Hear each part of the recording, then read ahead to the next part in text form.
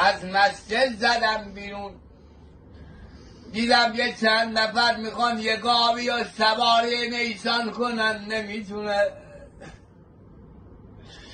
گفتم برید کنار، همه رفتن کنار. یه نگاه تو چشمای گاوه کردم، یه دستی کشیدم رو پیشونی گاو، دیدم گاو بلاحتی سوار نیسان شد. یه زبونی اومد بهم گفت خدا خیرت بده، انشاءالله وقتی رسیدی خونه خدای خبر خوبی بهت بده.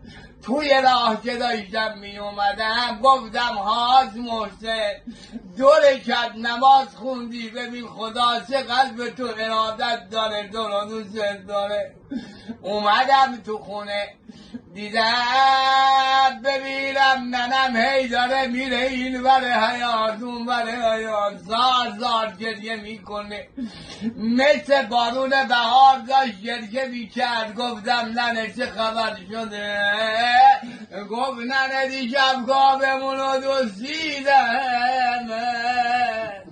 یه لحظه به خودم اومدم گفتم خاک تو سرت کند، گاو تو رو شناخت، تو گاو رو نشناختی.